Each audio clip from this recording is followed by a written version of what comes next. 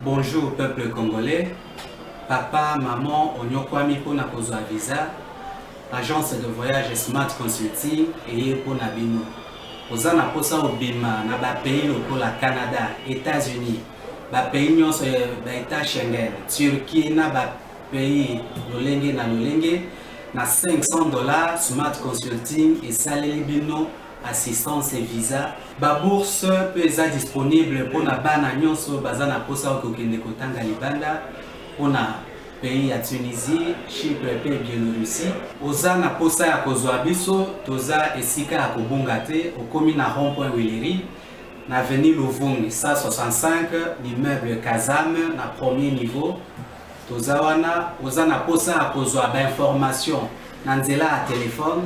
Oza na posa ozwa biso na nzela ya téléphone obengi biso na 081 144 38 91 soit obengi numéro mususu 081 32 62 203. Smart Consulting avec $500 on peut voyager partout dans le monde. Merci Mbote na l'union c'est Kabozali, Congolais des pères et des mères, Congolais d'un seul côté. Mutu oyope azo RDC lokola terre des opportunités na ye to pesi bino mbote Congolais des pères et des mères na bandeli mbote na bino sesika bozwali miko zaki ya kokangama mais to vérifier que son ezali malamu za comme na bino banda ko na bino jeudi 8 juillet 2021 République démocratique du Congo héritage ya famille Tshisekedi te ya famille Bemba te ya famille Katumbi te ya famille Kengo te ya famille Fayulu te ya famille Muzito te ya famille Antingi Pululu te lelo na 10h awa na niveau Assemblée nationale Tingi Pululu na bengi na kombo ya Simon de Sirène ndeko memelaka Yesu ekulusu na chemin de la croix. Singi Pululu andimi kokende ko déposer proposition de loi où Italie kambo ya nationalité dossier à Congolité national na enga moko albi cette fois-ci dossier les élargi même à niveau ya armée to à la police aux numéro ya armée soko za congolais de père et de mère te na na puta nationale ma mingi mezaki tongo nenga na tuna ye honorable Ntingi Pululu e bongo Mamadou Ndala soka zaki na bomo itile lelo okoboela yaza numéro 1 ya armée te. Il faut qu'on note que Mamadou Ndala a des pères et des mères congolais. Azali, papa, je crois, papa malien, maman de quoi Aristote Ngarim. Sénégalais, et puis maman de quoi Aristote Ngarim. De quoi bongo Mamadou Ndala, soka zaki na bomo itilelo, boko boy la ye, azala, numéro 1 ya armete. Motuna na tuna pas honorable Ntingi Pululu. Na la police peut abili kamwana yetse la police na yebili so ba okitati ba osuki sa ba étranger na ba garde na ba sergent major to ya ba adjudant na yebite mais wana ezali dossier oyo fungo de la bon webi Congo bato ba mesana ko ba que chaque semaine za kana ba actualité moko bota maka ko landisa na makambu to suki saki semaine passée na actualité mususu semaine oyo to fungola ngo pe na actualité oyo ya dossier ya débat sur la congolité to ko beta pe muke bisolo la promulgation et la loi portant fonctionnement pour organisation et à CENI. Mokonza mboka na maloba na ye asaya ko luka mingi que consensus est sans le autour de l'organisation de l'élection à 2023. Maintenant va promulguer loi oyo. Consensus est salamité même bango moko na kati union sacré bande comme susu ya la muka batika na position mais au moins position FCCD zoé banate na habité pour la nini. Est-ce que tu as dressé l'imo côté à contestation pour la 2023? À ce qu'ici, awa comment on fait? Est-ce que l'union sacrée sous l'avenir moulaï n'est pas de l'émission? La pessimbote na mona mboka Martin Fayulu Madidi, chaque temps il faut que Martin Fayulu mbote pour avoir qui vaccin. Vaccin au salama makambo belé na habité que vaccin mais hein mon konza moko avec vaccin au salama confiance mes amis qui témoin mboka Alain Bolocho bonio oui mbote ndeko yangai mbote na balandi mbote na ba co-débatteur en tout cas merci pour l'opportunité Merci mon amboka le bolo chande ko Aristote Sengarimi bonio. Malamu ndeko, merci de vous bénir en émission, mais permettez-moi de rappeler eloko moi muketa naza koya ba expliquer nga boye na koma ki na kota Delvaux na repousser na ba bisinga bi un salaire na taxi ba la voiture ba ngo zo expliquer nga yi ngo tambula ba non nous avons base danga wana na côté la lou wana ba expliquer nga lobi vendredi le 25 juin 2021 Conseil des ministres se réunir. Bah réunissant que tous les ministres. Bah une décision que carton il y a soso qui t'en a $10. Toi gars on a mbote. Ti les lo oyo carton il y a soso qui $10 alors ça qui décision à conseil des ministres plus d'1 semaine les lo. Bah bisingana tout na yo ceux qui mutenyo sacré azali awa na kolanga azali awa a expliquer bana il y a Delvaux boni conseil des ministres quand même zéro kapamba pamba te conseil des ministres. Aujourd'hui des sons qui ça carton à soso c'est ça baki kolongwa na $43 qui tina $12 bolobaki côte de porc et ko kitana $15 bolobaki ete carton ya soso et ko kitana $10 ti lelo décision na ça limite boy bisabiso na zando nini ngaza na $10 awa après émission na ke negosombo ya ngai pe carton ya soso na $10. Merci. Non, s'il vous plaît, merci. Je vais répondre là-bas à Delvaux. Nazape moko ya bana Delvaux. Aristote tout le temps ça rabat basango moko moi malamu te. S'il vous plaît. Faut que ça là-bas à Delvaux que bazongi la négociation. Parce qu'on va trouver juste s'il vous plaît Aristote, s'il vous plaît. Donc pour ça s'il vous plaît. La négociation ministère de l'économie na ngambo moko ba importateur na ngambo mususu ba luka juste millier pour repérer sa biso décision bala Delvaux Holanda na ndenge sengeli pe après réduction ko sala manango ba na Delvaux na zape moko ya bana Delvaux de ko junior ba kokela bonne. Très bien, merci ndeko trésor. Longo nya mingi na invitation petit biso ba cadre na ba membre ba militant ya union fait la force. Ba ko ba ko mitu na ba mais papa trésor to zo ni numéro na ye to bengani ye pambate secrétaire général il faut aller rapport to ba ka sangombo kanenge zoleka. Mais néanmoins na sepelité yo tuni noko dangai Aristote Ngarimbo tuni mutuna mususu ya keina litania ya makambo ebele na taxi zo tambola bango zo tambola ka ba bisaka yo information ça c'est pas vrai ça c'est pas vrai daba linga mboka ngote oya bango eleki badniko ba trésor ba Aristote na ba ndeko na nga Alembolo jo balingi kongote balingi kongo ata mukete mokonza mboka zako waza température ko ba soki olingi kongo ko leka bango za mokonza ekomi populisme on bazo sala papa luka sympathie na 2023 population pesa bango kongo abesa bango ba voix mais to ebisi bango ke mokonza mboka lalité butu moya za ko conjuguer ba effort pamba te congolais na malamu atako nazalaka toujours ko soutenir ba makanisi Kabila zalaki nango mais entourage de la qui m'a bé mais à ta époque il y a ndeko Kabila toyoka attaque mutu moko ba la conseil des ministres peut sa proposition que carton ya Thomson qui était na $20 toyoka yango te mais ba intention ba bonnes intentions ezali volonté politique ezali mokonza mboka réalité oti koloba oti ko sembola ngwawa na émission na yo lobike il y a déjà des pourparlers entre importateur et puis ministère. Tout à fait, ce sont des avancées mon frère. Comment tu comptes que la gare statico kolobaka kanyo seza mabe bangonde balingi kongote bande ko mi balé bazana ngaya on a plateau balingi RDCT. Merci. Thématique mi balé kaka. Mais la préfecture bana sini bon to so ça de ça les kamwa ya congolité pour ndeko tinge pour lolo ero aza ko bongama za zinga paix du peuple yende andimaza la Simon de Sirène. On a ba Christ Simon de Sirène asimisaka Yesu kolose amema mokumba wana ya ko déposer loi ya sur la congolité proposition de loi sur la congolité à niveau assemblée nationale de quoi les bolo jato bandana yo. Est-ce que avant Kabila égale après Kabila en termes de fonctionnement des institutions en termes de géopolitique est-ce que tout Congolais une fois à la tête de ces pays a comme ko kanisa oyo ni a ça la pour intérêt naé pour na ko préserver pouvoir pour na ko soit 2 mandats la deuxième mandat ko luka ndenge nini ko sala ko bakata une année de plus est-ce que tu que na phase wana bon na ina ça bon métaphore moko bien que ba ami déjà ba kotaki na débat Kabila za lokola Ebola ebomisi batu et la métaphore ah OK ebomisi batu mais ba sala effort ba trouver vaccin Félix Tshisekedi a eu le coronavirus.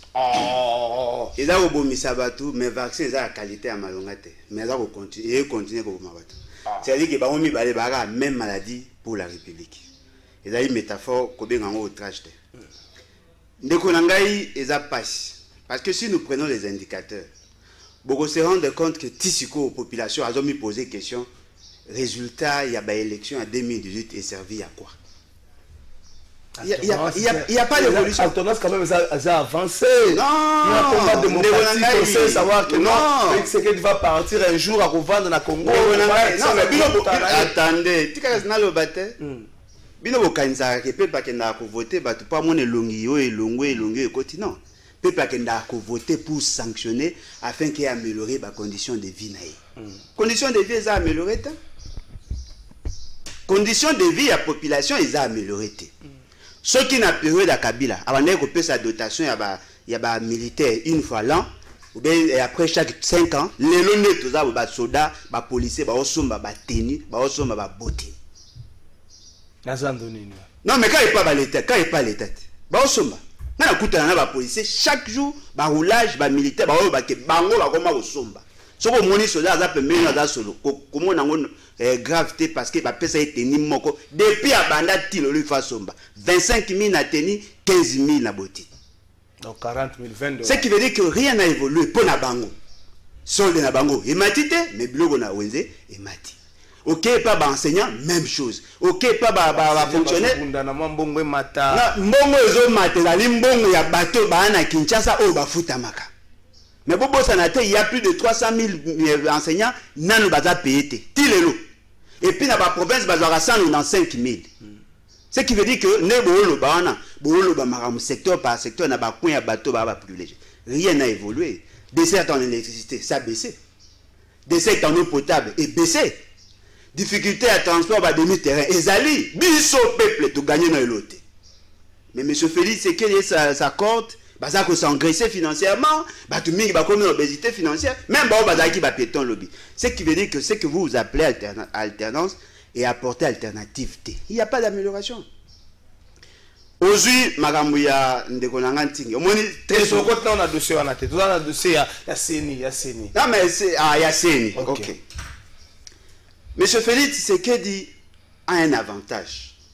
Il a un moins ancrage sociologique. Bien qu'il ait sa tendance à tribalisme. Mais pas si Nabiso Zaïni. Tout ce qu'on a reproché hier à Félix, à Kabila, Félix Tshisekedi le fait facilement. Hein. Facilement. Est-ce que vous avez dit que le 19 au 21, Kinshasa est en ébullition? Janvier 2015. Pour le même fait, aujourd'hui ça passe comme une lettre à la poste. Mais c'est fait, c'est qu'il y a un mouton Kanza. C'est-à-dire qu'il y a aussi un marmot et personne n'intervient. Vous savez pourquoi? À Somi Milimo à bateau. Les autres, à Somi Milimo, victime Bazawat. À Somi Milimo, il y a bateau. Les gens n'ont pas le courage de lui dire certaines vérités. Il y a un monimbo qui est il y a un problème à processus électoral. Vous prenez une loi. Où est là pour engager tout le monde et vous vous en foutez dans la réaction à Batunios. Non, parce que Félix, c'est qu'il le veut et c'est qu'il est encore surprenant. Il a imposé aux sénateurs de faire passer ça. Imposé, il a imposé. Ayamba qui bangote. Ayamba qui bangote. Ayamba qui bangote. Ayamba bangote. Faites passer cette loi. Bandimi le corps à mouton de Padioche. Mais les élections sont organisées pourquoi? Pour mettre fin à la crise de légitimité. Et vous savez, l'élément et à la crise de la légitimité, ça manque de confiance. Bon, il y a une élection dans ma case. Félix, c'est quel candidat commun? Le quoi, il a déjà éliminé tout le monde. Il va être candidat commun. Il va gérer. Merci. Vous pensez que la dimension sociologique des Arabes est la dynamique. Merci. Tout peut changer. Il a dit Sony, il a dit Mawa. Comment est-ce que M. Félix, c'est qu'il a Hollanda, mais Kabila. Merci. Il a Sony. Merci. Déjà, on se dira peut-être que Félix Tshisekedi dit un bon élève de Kabila, peut-être plus que vous, à Katia FCC. Je ne pense pas. Ngala Kanisi, peut-être que tant que tu n'es que ça, ma pronomie. pour renouveler le personnel politique en vient de créer un changement. Donc, les fonds, il y a alternance, et qui peut changement social. C'est ça la question. Est-ce que l'élection, tout ça qui est apporté changement dans le vécu quotidien du peuple congolais? Est-ce que le chômage va réduire en gros? Ce qui oui est de combien de pourcents? Est-ce que couverture santé est garantie dans la RDC? C'est à combien de pourcents? Est-ce que accès à l'eau, accès à l'électricité, c'est ça le leitmotiv tant que ça la maponomie. C'est-à-dire que c'est le changement de programme. On se dit que le programme auto ça pendant 5 ans, le programme est commis à Kala, et ça se s'adapter à la musique, tout le monde a nous, tout le maponomie, tout le monde aya. Mais tant que tout ça yango, yon nga tout ça d'accord que makambo ko tambolate. Tant on a betaka bon, tant on a betaka lisolo ya ba prix na compate pourquoi vous sepelaka ngai te. Vous avez faut sepelanga parce que c'est le ko vivre. Ce qui to c'est mission awa, to kende ko lia. To kende ko somba lipa, to kende ko somba biloko mukemeke. So to obeli awa, ok na pharmacie, au somwa kisi, au mairie, c'est ça. Pouvoir d'achat congolais. Est-ce qu'après l'élection, qu'est-ce qui a changé? C'est ça le vrai débat. Quand on a koloba awandeko, ceux qui okina wenze, kopra loso et mati. Mais pourquoi vous croyez? Non, il y a kanisa, il y a la provision. Il y a la provision. Voilà. Non, il faut que tu n'as pas la provision. Comme alors, ce sont mon pamba. Mais mon frère, ça va te dire que comme alors chaque tongo à la mouki à sombi comme alors et ça qui n'a 500 francs congolais, le loco alors se combine à 1100 francs congolais. Sur la loi, sur la CENI. L'FCC reste silencieux tant que il n'y a pas consensus autour de la loi. Pourquoi l'FCC reste silencieux? Je donnerai notre position. Je donnerai notre position. Je vais arriver, je vais chuter par là. Nous avions voté cette loi à l'Assemblée nationale. Blocage bloqué. Nous avions voté et la loi a été votée et ça a été promulgué. Je donnerai notre position. On appelle ça le Makamala Koloba. Il y a des Kolobaki. Surtout on peut s'appeler à Biloko. Ça n'est pas batté. Ok, on dit que Boni Kopalo se mati. Tant que Beli, ok, la pharmacie Biloko mati. Zo le cola Doliprane. Doliprane. Comment on a pas Doliprane et ça là qui a 3500 francs congolais. L'autre Doliprane comment on a 4800 francs congolais. Aspirine Junior, Ezaki na 3000 francs congolais, le commune à 4000 francs congolais. Manadiar, Ezaki na 2500 francs congolais, le commune à 3500 francs congolais. Ndego Kinini, et c'est Mati. Donc pour vous dire que le social et le pouvoir d'achat, au Congo, ça chaque jour. Et c'est Mati, ma prix Mati, et j'espère qu'il va dire, je suis d'accord dans le coup, l'exo to salaki, mais peuple jusque-là a ressentir en côté. Ma jeune va ressentir en côté. Ce qui pour un groupe de gens, mon changement na bango, ça sur le plan social, statut na bango, mais l'ensemble de la jeune au balaka qui bango, misala dans le bazuite. Ce qu'on a connu na une minute. Pour Nabiso, loi portant organisation et fonctionnement à CENI, d'abord, tu as dit d'accord, il faut que dépolitiser en gros. C'est, en fait, en réalité, et ça, c'est pour ne rien dire. On ne peut pas dépolitiser la CENI. Déjà, si on a dit origine, la CENI est botamaki et botamaki par la volonté des politiques. Ma politique n'est pas botamaki CENI. Voilà. Ma commissaire, institution d'appui à la démocratie, comment on a pu réduire. Moi, je pense par ailleurs, reformulation, formulation à CENI, et ça dit meilleure formulation, pour réduire ma tension. Parce que, depuis la salle yango, parce que balingi va dépolitiser yango, encore que le Congo c'est un état laïque, mais la meilleure formulation à CENI, c'est autre qui ou de Tota Sam City. Pourquoi? Parce que na katikuna au Congo na banganga nzambe bazali asimi moto bazali après la présidence au moni eteli mususu opposition azali au moni majorité azali tozali na toi qu'on se surveiller mutuellement pour tout tambo nango. Mais vouloir dépolitiser la CENI ça veut dire absolument rien parce que la CENI ezali fruit même 30 secondes loi au mokonzamo ka promulguer et ça n'a problème ya kondima ma consensus ezate ezalité bandeli ya makambo. Tango boke nenga nini bokolo bato beta mondeko sika moko aussi longtemps ba règle de jeu to se mettre besoin d'accord te ko beta nenga nini ko beta lisolo consensus te consensus ba ko zo na balabala te ba ko ya ndako na hote ba ko tuna ba représenter na biso na Assemblée nationale parce que bosi bo délégué pouvoir na bino na Assemblée nationale est-ce que na Assemblée nationale majorité c'est dégagé qui oui ou non pour la loi wana boningi soit na autour moko na moko micro to batuni ndeko on dit loi oui ou non basalango. Donc c'est la configuration Assemblée nationale yango neza ko sanctionner ceux qui loi wana ezali malamu te ezali malamu te pour na biso c'est la meilleure formulation to boya ki ko bloquer yango nos députés ont voté cette loi. Dans la liste de bateaux à voter, tu verras que les députés du PPRD ont voté. FC va voter en gros, tu as blocage des alatés. Tu as raison, tu as été loi portant organisation de fonctionnement, c'est les qui bloquaient, suite de retard. On a libéré cette loi, on a voté pour tout Kende. S'il faut retenir, j'insiste là-dessus, le Congo c'est un État laïque. On ne peut pas confier une structure comme celle-là au seul laïc, au seul clergé. Il faut laisser le politique à peine à Kati, société civile à Kati, majorité à Kati, pour se contrôler mutuellement pour réduire l'écart et et puis il faut qu'on renforce l'organe de contrôle. Merci. Ndeko Junior Bakokela. Très bien. Est-ce que l'ICAM Oyo, c'est vrai, il faut retrouver consensus, il faut retrouver on a 4 institutions. Mais tu as santé en 2015, sur les années 4 institutions, idée Oyo, il va rester pour ça, mais mais balabala, des ongisaka institution Oyo, ils ont un mandat, un délai, une légalité, balabala, des ongisaka ngosima. Peut-être qu'à un certain moment, peuple a la moukape à l'oba kengo bon na ebi batsa loba kapé lingala ko loba pe tam susu toyo ka balabala kengo à son époque à loba ki lingala toyo ka balabala. Très bien Trésor, merci pour la parole. Mais avant de répondre nako na sepeli na suka na ndeko na ngai noko na ngai Aristote Karimbe, mais quand même qu'il a debi il a eu quand même ya koloba mo ba makambo moko eza na nzela te. D'autant plus que ils ont été mission ya bande konanga ya PPRD perdre mikolo ezali kokota na ba fin fond na ba mwenze na ba boutique kotuna mulangi vague eza na combien poudre zo coûter combien mais na ko opposer kaka na ba chiffre na biloko tango oyo régime da bango ebandaki na 2001 na 2001 atangi Doliprane ezalaki na 50 centimes bango batiki yango na 3000 francs nandimi te 50 centimes je t'informe aspirine junior azoloba ezalaki oh là là économiste ezalaki justement je parlais parce que avant naya awa tango yebisinga ke tokutana na ngari minga pe na salaki ba recherche na ngai.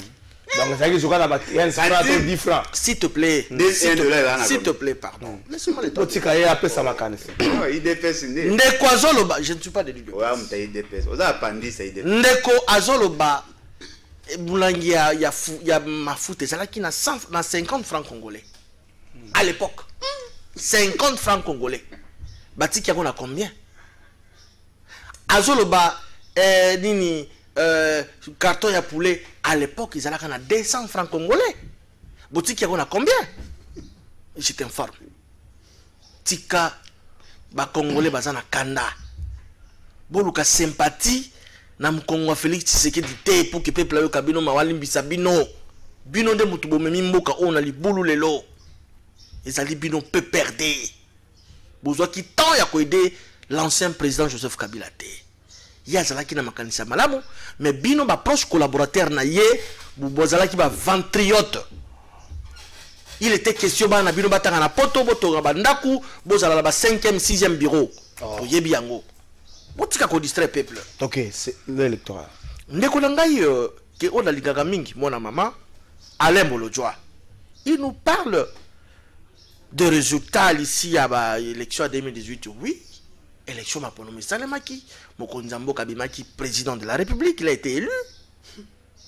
Mais comment Oyako qu'on jette discrédit soit au propre nos élus. Non, ils ont été élus, ils ont des députés nationaux. Basali Moussala comme il se doit.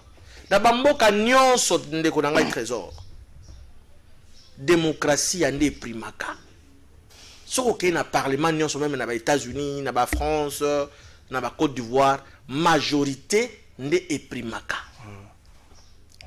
To kote siko na mama alikambo ya propose ya loi sur la CENI. Makambo salemi na ndenge longo bani. Lamuka El Fayulu oyo parti ya ndeko na ngai le bate za na kati. Bazali na 4 députés seulement. Te solo che bango sa lamuka bazana 5. Na batu ya nouvelle là bana 5. Na arrondir ata 10. yo lobi 5 ngale bona bakisi li bango 5 mosusu bazala 10 députés entre guillemets tango yo ma proposition wana ekomaki basaleli mosala na bango ndenge longo bani toyokaki contestation te kaka ntango bapromulgue yango nde ekomi ke non koto oyo tolingi te parce que baza prêt mpo na maponomi ya 2023 te le bat pour okende maponomi il faut bamoyen ya bord ezala notamment moyens financiers et tout bamoyen yango bazwaka yango bango bazolinga ko tochite na ce qu'on appelle un dialogue pour que baintégrer na bainstitution ya mboka bazwa bamoyen. Oui, que les politiciens vous sont ngamboko. Kozwa ça veut dire quoi? Lorsque vous travaillez, tu es rémunéré. Mais mutako dans opposition ça la entreprise privée moko boto ça partout d'entreprise. Yebi sangai kulutu langa matin fa la sala kawapi. Yebi sangai beaucoup la ngai Adolphe Muzito sala kawapi. Pas baboya ko siéger. Ba moyen financier ba kozwa ngwapi. On va ça la makambo bango privé ba faire na bango mon frère Tika. Et donc bazolinga ba intégrer ba institution en créant une crise pour que bakelo toza d'accord mais la voix à majorité s'est exprimée. Kuna na kati kokuta 6 membres bazali union sacrée. 4 est opposition. 5 est société civile. Alors dans 4 on a bakokuta na PPRD. PPRD ça facilité. Asa bulldozer dans l'opposition c'est quoi? Il a 4, il a combien de députés? 4 on a dit qu'il a quoi engloutir, à quoi absorber en union. Il y a un moment où se sentir déjà lésé, qui va causer l'autre côté, mais non. Boloba qui m'a promis en 2023 qu'au salle battait. Le président de la République a s'élevé à lobby élection qu'au salema. Merci. Est-ce que vous ne pensez pas que la politique a chaise vide plutôt au yo bande quoi la mouka basaleli surtout qu'aux ala absent. D'abord ça de l'eau s'il vous plaît, 5 secondes. 5 secondes. Ndeko Azolo Badon, le président Félix a imposé ma député. Quand on a loi sur la loi d'habilitation au Parlement, ma député va quitter. Est-ce que le président Félix a imposé? Merci. Chez Félix, il y a la démocratie. Chez Félix, la liberté d'expression. Tant qu'on a dit Konzamboka, mais on fait la présidente de la plateau. Merci. Si vous voulez, on va 5 secondes. C'est impossible à respecter parole. Politique à chaise vide. Oh, Binobo Kenango. En fait, oh, la Mouka Kenango. Boya ko la partie prenante dans l'équipe. Oh, il y a ces niveaux. Moi, quelque part, écoutez, Bino cher. Non, mais écoutez, écoutez, Pena Peuple. Non. Chaise vide dans l'immoralité. Bon, il y a tout dans l'immoralité pour que tout fan en a ba immoraux afin que tout soit résultat. Bateau baza en chaise pleine. Au baza siko. Pas peut sa réponse na question va poser par rapport à baisser après. Ce sont là des vérités. Oh nyoso to tala lolo to mona lolo c'est Kabila. Oh. Tout ça c'est Kabila. Kabila a inventé mode ya sika ko ya na pouvoir. Ndeko nanga dit qu'ils ont la majorité au parlement. Bango mibale. Mais ils ont toujours été ensemble. Hein? Bango tous au mona, ils ont toujours été ensemble. Basali système à parité, mais très mal le batteur. Basali système à parité, bah mais pas solé en départ. Le quoi comme bah mi, bah comme mi balé. Bino bo kanza ke bah mi balé bah différent. Non, bah on a même ADN.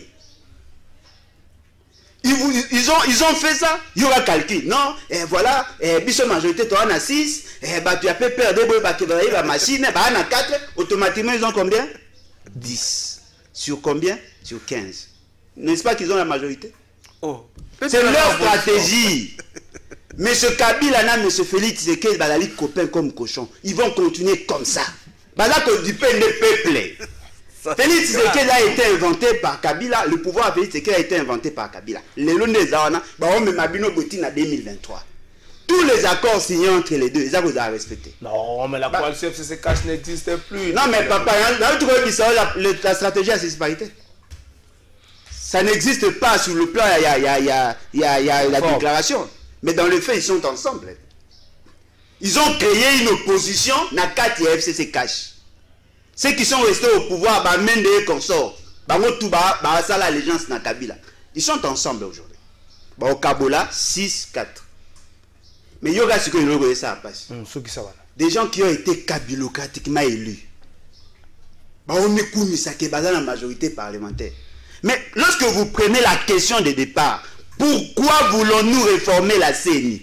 C'est justement parce que l'élection ça a magi mabé en 2018, batu ba le kakate ba koma proclamé élu, bon linga pour corriger erreur y a passé, mais bonjour sur la même criminel oh ba changer qui configuration à l'état, ba désorienter volonté à peuple, pour pesi bango chèque en blanc. Ba ya ça la réforme. Moi sina mobali ba kabo l'héritage et vous pensez que si ba ozo ma suka ici kamoko. Yongo moni ba sali 6-4. Basuki wana te soki sawana ba kotiti na niveau de société civile ba pandi société civile pour que permettre bango ba récupérer 2 ou 3 na kata la société civile ba koma le quoi na 13 au même moment Félix Tshisekedi maîtrise déjà la cour constitutionnelle mutu nyonso ana philosophie ok na ba élection va accompagner la légitimation de Félix Tshisekedi ou bien candidat à bango commun ou des ceux qui sont candidate. C'est ça leur philosophie. Nous nous disons, nous ne sommes pas dans la logique na bango. Encore au moins à tout matin, nous disons ceci. Le fait seulement que M. Félix Tshisekedi n'a pas été élu. Oh, il a été parce qu'il a été proclamé élu sur base de l'ISB. Je l'ai dit. Il a été proclamé élu sur base de l'ISB. Aucune référence légale est ça. C'est qui veut dire que exact. Non, la Cour constitutionnelle est là pour constater la légitimité, la légalité de la légitimité. La Cour constitutionnelle n'est pas là pour modifier la Constitution. La loi électorale était claire. Pour être proclamé élu, c'est sur base de la procès-verbaux dûment signé par les témoins. M. Félix Tshisekedi a été proclamé élu sur base de la CLEISB. Automatiquement, kabilocratie. Les députés ont été proclamés élus sans qu'il y ait un soubassement. Nous sommes la victime de Papi pour la victime de ce qui veut dire qu'aujourd'hui, bateau chaque élection va imposer bidon ndekonanga zo le ballon et ali pour un rapport de force. Il n'y a que la rue, il n'y a que la révolution qui peut y mettre fin. Bon, on a posé un changement, bon bandara déjà héros. Merci. Mais c'est Félix c'est qu'il a mis Kabila ba le ko la bateau à Mazembe, biso toi le ko la bateau vert, mais Mazembe poni arbitre. Attaque ceux qui pénalité za solo. Boye ba déjà contestation là. Voilà pourquoi nous disons Ngongo est la peuple. Ngongo est la peuple. Merci. Ce qui peut être télémité. Bateau, baota mwana boko. Bango yaouli oyo. Beaucoup risquer lobby, il y aura contestation. Pas si n'angé zaïni. Mais ce fait c'est qu'il a fait semblant pendant des années de se battre pour la démocratie. Aujourd'hui, il a engloutiné la philosophie à Kabila. Sony. Merci. Ndeko Bolodja, merci à Ndeko Bolodja. Mon amour Aristote, Karim, il a une expression, présenté mon amour quand même. Pour Nabino, position Nabino actuelle, elle est en 2006, ma pona mesalamaki malam, en 2011, ma pona mesalamaki malam, en 2018, ma pona mesalamaki malam, yangwana toko bananzela wana. Ou encore vous dites le roi Bandeko, nous sommes le roi président de la République, le bagayango, la précédente serment, c'est vrai, ma pona me, Zaki n'a pas appris rebelle. Mais ce qui, en 2006, ma promessa qui m'a muté.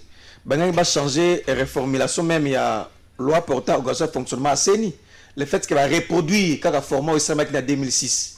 Ça dit que va aller d'accord dans donc comme en 2011, tout ça qui est dans le même format il y a dengue à CENI. Il y a on va reproduire peu sur les lots.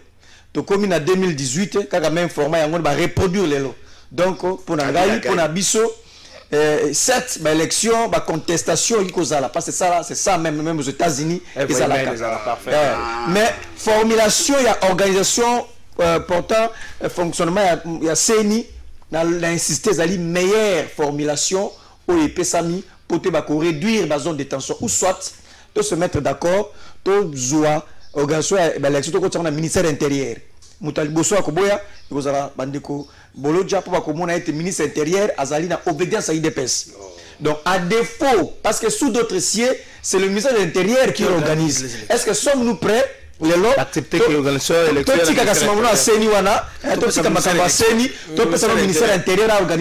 nous ne serons pas d'accord et on a une meilleure formulation. Voilà. Voilà les droits aux analystes à députés nationaux. Juste voilà. À défaut que ça la ministère intérieur, il y en a une meilleure formulation et ça lié à CENI. Totier banganganzambe bazali ndambo opposition majorité totier kuna tokei ensemble, c'est ça. Bato ba kanisa la formulation na sensitive bazaki bato mayele et je leur donne raison aujourd'hui. parce que le ministère intérieur, il y a une crise de confiance entre le ministre intérieur et les partenaires. Tu crées le comme à côté pour y avoir. C'est ça le problème. Mais bande comme ça va y a CNI. Baza ko proposer nini? Quelle est proposition que vous allez nini? Présidence tournante. Mais balobi pour la bango que il faut que tu aies banganga nzambe. Donc kaka ba nganga nzambe, société civile basa la kuna. C'est ça quand ba confession religieuse ba boni voler ba ça la nzambe. D'abord, il faut qu'on rappelle bandeko. Ezali c'est massimo ko ba be bolingo inoculé na gestion na ba institution ya res publica. Congo mboka na biso ezali pays moko laïque. Et là qui nini la laïcité. Et là qui était l'État congolais azali soumis na ba dictat na ba ligne de conduite et ba confession religieuse. Et sengeli était l'État congolais azala autonome, azala indépendant, la fixer la ligne de conduite ya mboka, ya ko gérer. Ce n'est pas une confession religieuse d'accord ko supplanter l'État congolais. Donc il faut que tika seni na formulation actuelle pour na 2006 et salaki na 2011 et salaki na 2018 et sali to tika yango ekeni malamu. C'est ça ce que nous voulons. Mais si vous voulez qu'il y ait des réformes, moi je pense par ailleurs, il faut qu'on renforce la structure na kati ya seni ozako contrôler la structure sous. Donc na kati kuna à l'époque de Tchaki plénière. À notre époque, là si ça ndeko dans le cadre de Tchaki plénière à l'époque, de Tchaki, ça dit que présidence ce qui a une décision makasi a consulté plénière. De Tchaki à l'époque, ce qui voulait pour bolingi, bo imaginer comment ba organe makasi ya contrôler za na kati ya loi pour ba ko aider biso. Mais na yango ndeko permettre ngana biso ba kamuso to ko bisanga ina tamboli ba la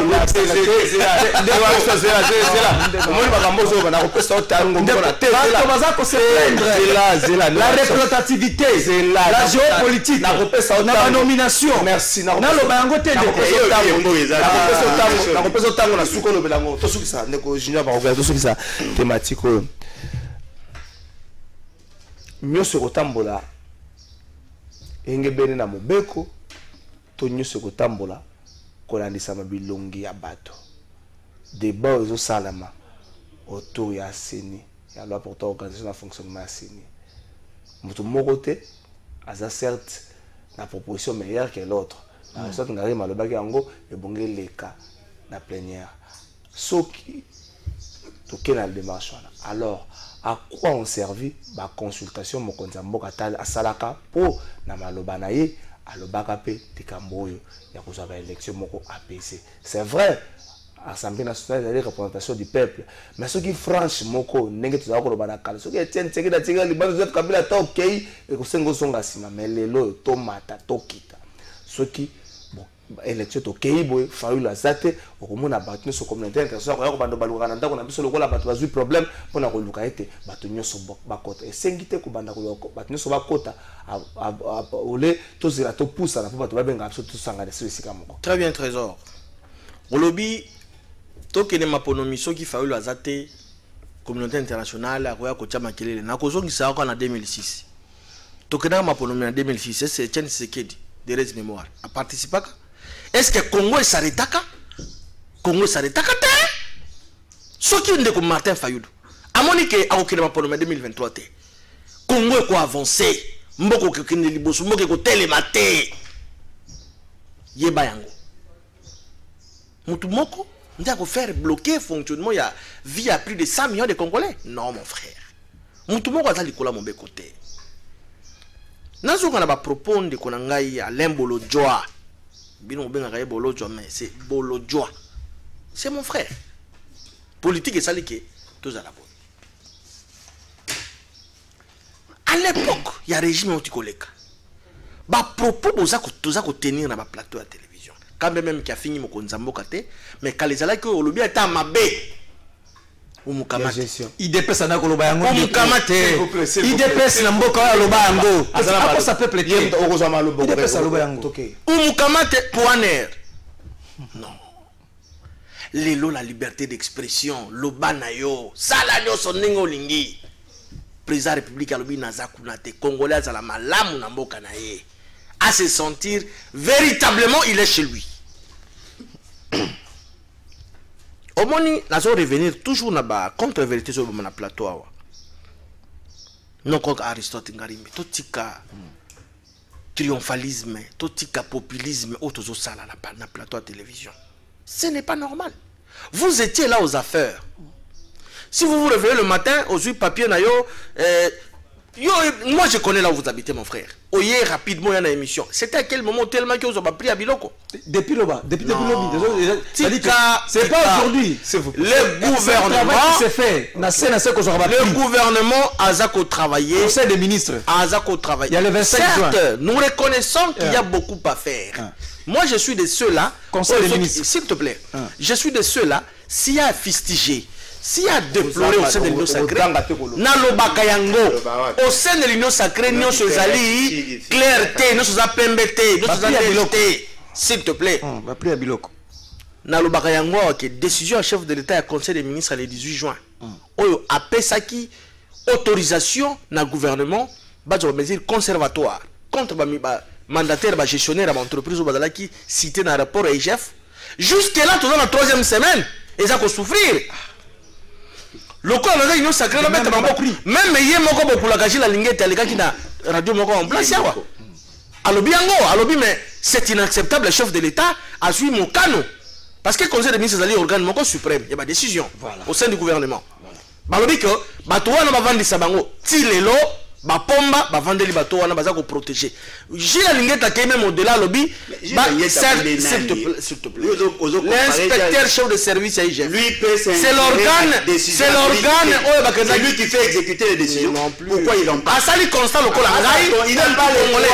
Mais laisse-moi le temps de parler, cher ami. Il n'est pas Congolais. Non, la lingette inde. Est-ce qu'il y a une droit pour faire sa organisation la décision à Félix Tshisekedi? Il est qui? Oh, beaucoup comme ça. Nous constatons que DG wana baza trompé dans mes gestions. Mbongo oyo bayibaki bakomi kopesa bato mususu baza zinga ya mokonzi mboka po ba protéger bango. C'est ça. Yango moni eza la souffrance. Toza ko décrier yango. Je suis nazaba oyo baza na l'Union sacrée, ceux qui m'embêtent ezali tokoloba yango. Mais concernant ma prix, il y a déjà des pourparlers dans les airs qui suivent. S'il te plaît, organe suprême a une décision qui se pris à Biloko. Ekokita. Carton 10 $. Merci. Merci. Toko ta suko na dossier. Égal coûte le bien à $7, ça va aller. Même à $17. Oui, ça va aller. Ça va aller. Toko ta dossier à Congolité mais à motoko ta toke na régie.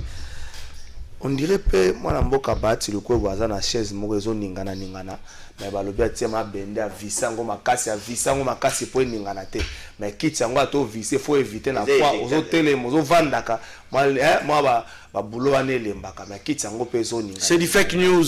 C'est du fake news. Donc na régie to kotala mobeko ndenge ba réviser loi portant fonction le règlement intérieur ya Séni ils apona kokanga ba bende na ba kiti Sénat ya Sénat pona ko viser ma bende ko mama makasi po mutavanda ka ma pepele so ye moi poids ma bende ko ningana donc na reste tout élément tout la pe mona mboka dos no masi akenda ko consoler libota ya mama Chako. C'est parti.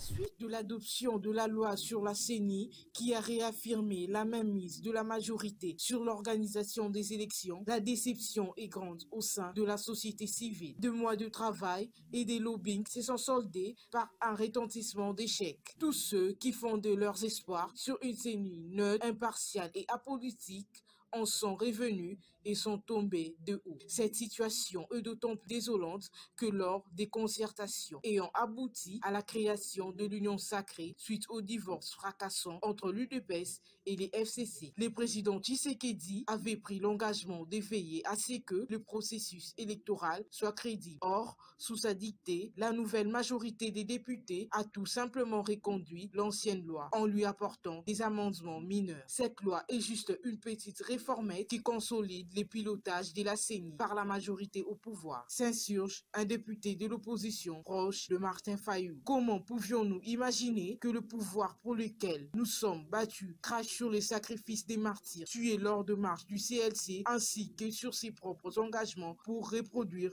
une caricature de la CENI de Joseph Kabila. Ton, un responsable du cadre des concertations nationales des organisations de la société civile. L'homme en colère, tout indique qu'à l'image des précédents, le nouveau cycle électoral va déboucher sur un chaos électoral. Au sein du cabinet du président Tshisekedi, une poignée d'hommes prépare en toute discrétion les textes de base ainsi que la restructuration de la CENI. À la surprise générale, Corneille Nangaa a repris du service. Dans l'ombre, le président sortant de la CENI coordonne les travaux de l'équipe. L'ancien patron de la CENI est assisté par Marcelin Bachengezi, le fils de l'ancien vice-président. Ces brillants informaticiens avaient joué en coulisses un rôle majeur dans l'achat et l'installation de machines à voter. Les deux hommes savent qu'ils sont en position de force. Ils disposent les clés du serveur de la CENI. Fort de cette arme et de leur expérience, ils maîtrisent fort de cette arme et de leur... Après avoir appris le décès de l'artiste et comédienne Jackie Chako Diala Anaengo, communément appelée Mama Chako, les élites de Kinshasa réunis au sein de la dynamique des 5,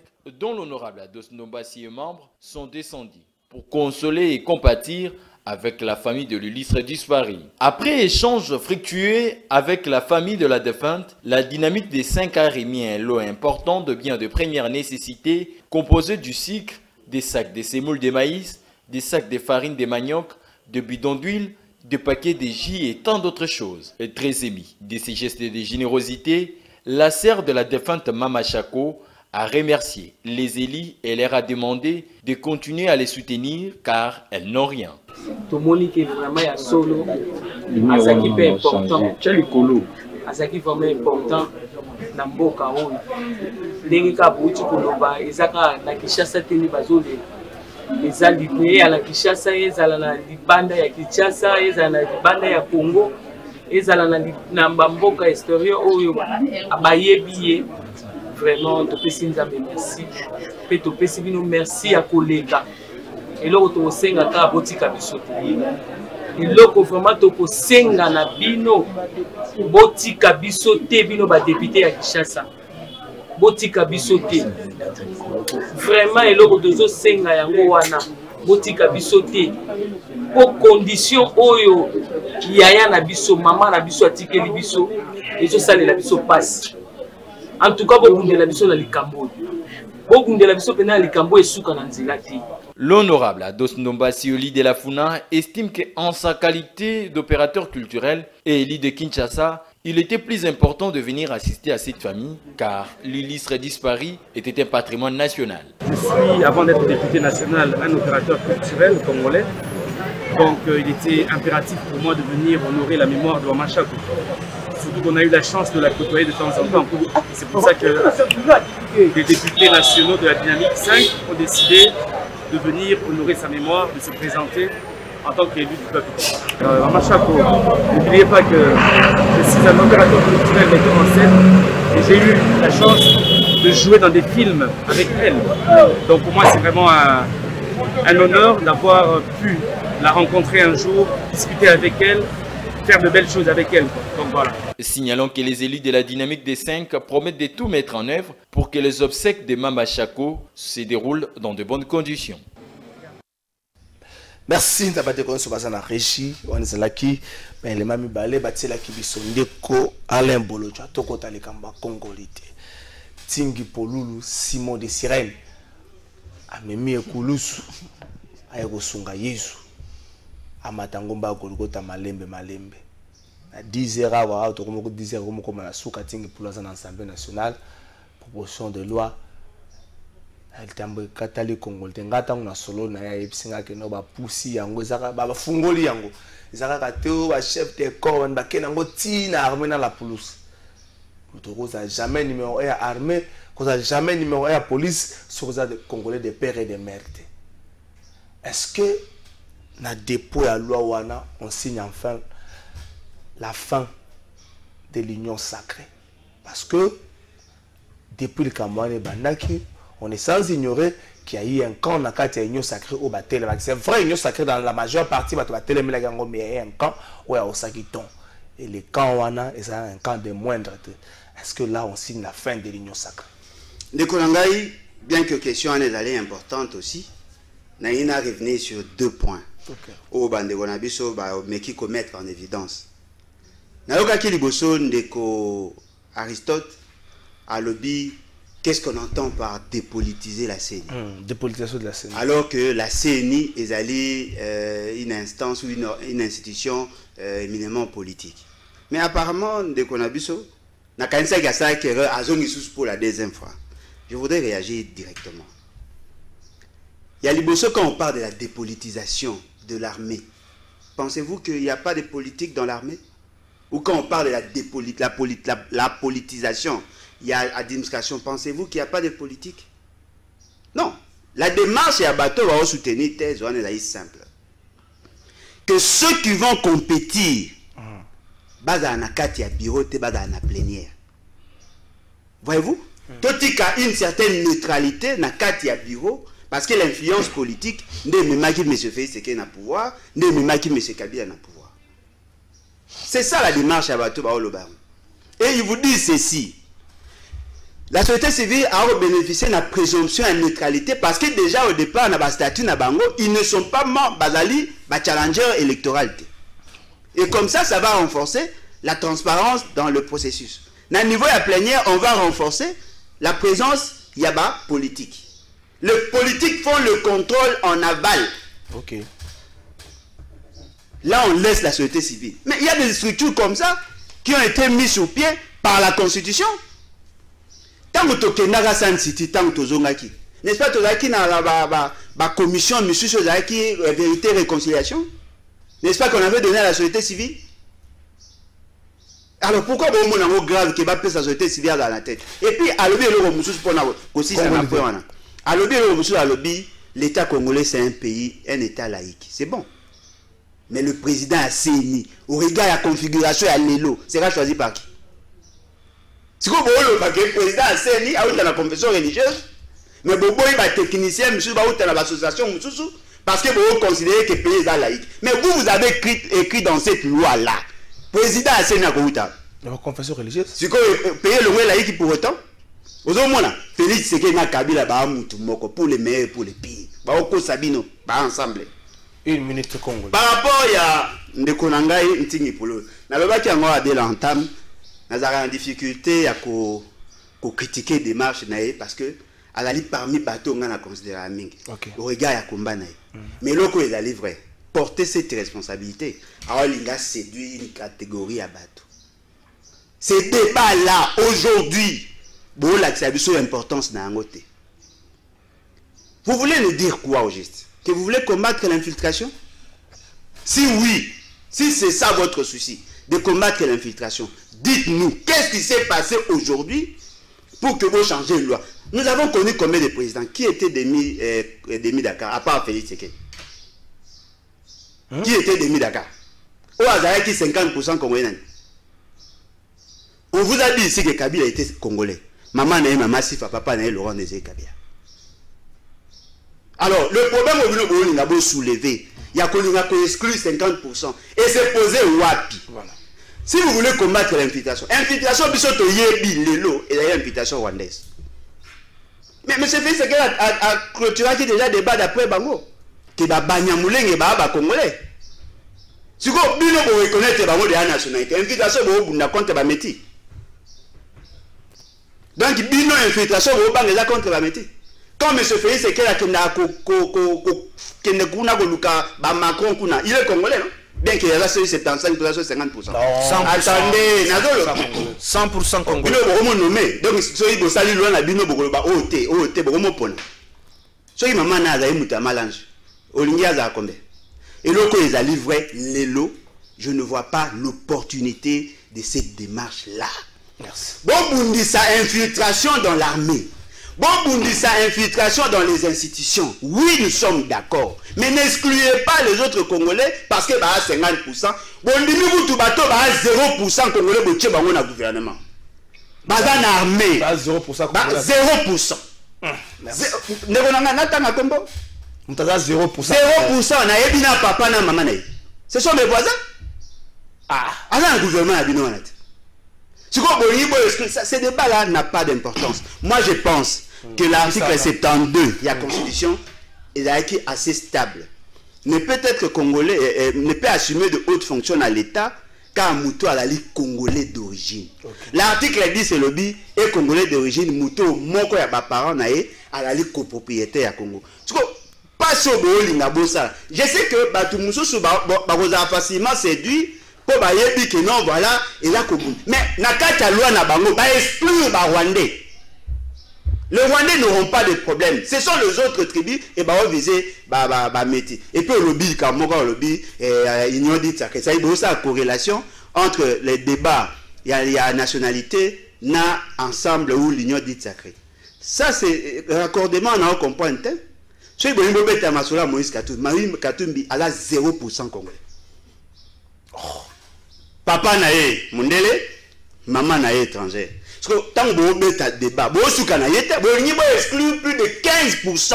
Il y a la population au Bazali, 50%. Ce n'est pas ça le débat. Le débat n'a biso et la débat infiltration. M. Félix est d'accord que l'infiltration continue parce qu'après si votre nationalité en masse, nous pensons que Bitoumana biso est reconnu na sens sur Anate. Et là, on sait par rapport à pour clôturer. Vous faites une proposition de loi. Vous devez changer et la loi et la constitution. Bon, il y a que vous changer la loi sur la nationalité et la constitution parce que c'est l'article 10 qui définit le Congolais d'origine et toutes les autres dispositions et là vous tirez substance dans l'article 10. Merci Ndeko Aristote Karim. Est-ce que Bolo Dialobi on a déplacé les curseurs? Est-ce que le problème est outre s'il fallait qu'on protégeait la République démocratique du Congo par rapport à l'infiltration, il fallait chercher des mécanismes pour protéger le Koana, mais avant qu'on protège, qu'on vérifie à l'interne qui sont les infiltrés et puis qu'on protège. Est-ce que tu as déplacé curseur? Mais en fait, je suis choqué. Dans le bas tantôt, Noël Tchani, Namuto Oyandimi, quoi, endossé responsabilité parlementaire et à l'Ouawana, Azali Bato, scandale et Koya Nanzéana Bango. Même la Bible dit, malheur à celui qui sera le chemin par lequel les scandales passera. Donc scandale et koleka, Nanzela Noël Tchani, Nanzela ya honorable député Oyandimi Yango. Une nation moderne, un état moderne, dans le plein 21e siècle, il débat et ce n'est pas même pas débattu. Et ça va soit débattu avec beaucoup de réserves. Et ça va d'abord, au premier point, mot d'accession na présidence de la République et ça le Marandengenine. Par les élections. Par les élections. Qui vote? C'est le peuple. Donc, le peuple, on a la complice. Il y a qu'à voter un étranger. Donc, le peuple n'est pas assez mature pour évacuer aux étrangers. Donc, le peuple, en quelque sorte, Azali complice. Le peuple a voté qui a décidé.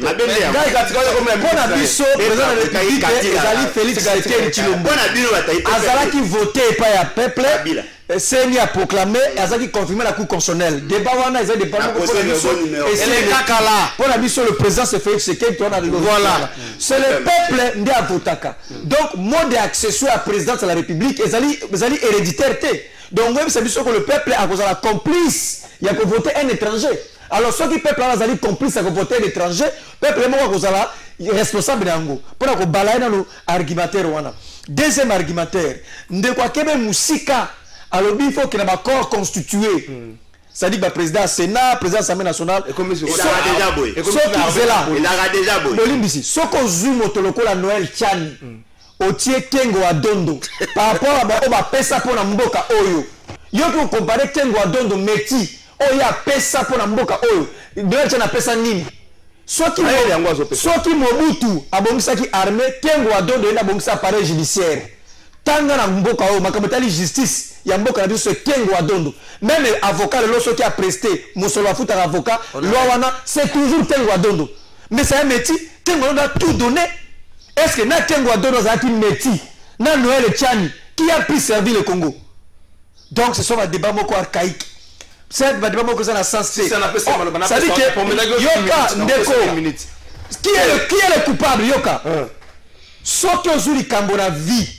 ezokomela yo et que meilleur ami na yo atikali kimia atikali silencieux azako se prononcer te azako temela likambo wana te yene faut condamner makasi koleka po ni mokonzi ya mboka akomona makambo koleka azako leloko te afandi kimia azako leloko te azako parce que azali gara ba bon fonctionnement ba institution quand tu as un problème dans la vie et que ton meilleur ami ton allié afandi silencieux azako leloko te eza dangereux.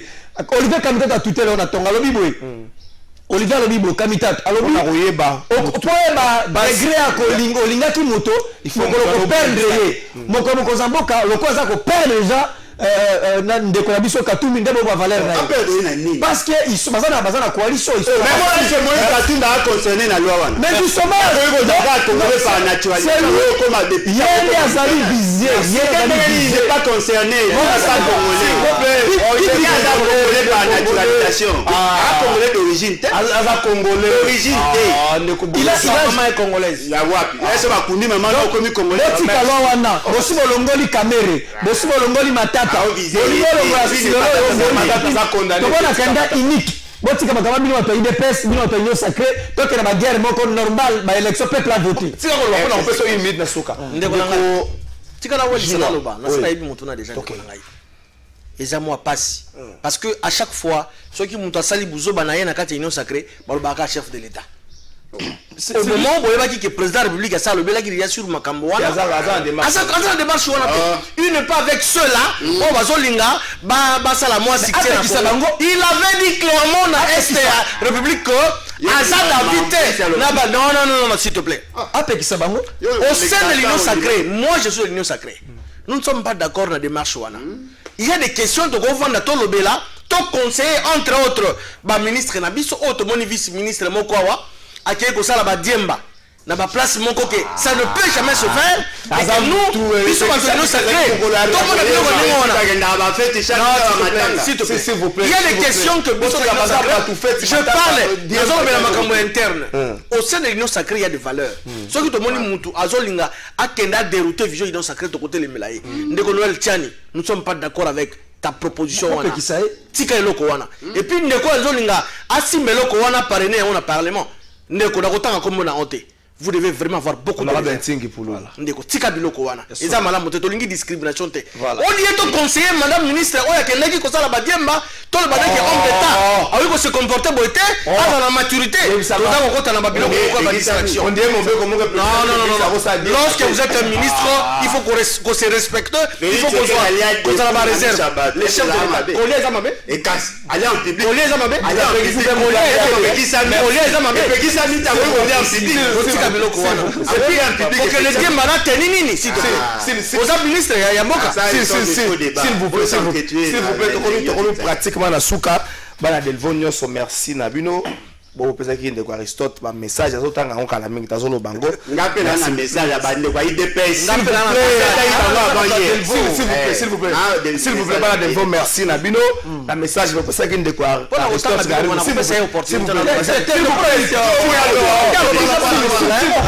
s'il vous plaît je peux pas les laisser attendre s'il vous plaît bana delvo merci na bino la message bo pesa ki Aristote Garimi merci na Océan Dialogue Koulout Nangai, Mona Delvo, merci na yo.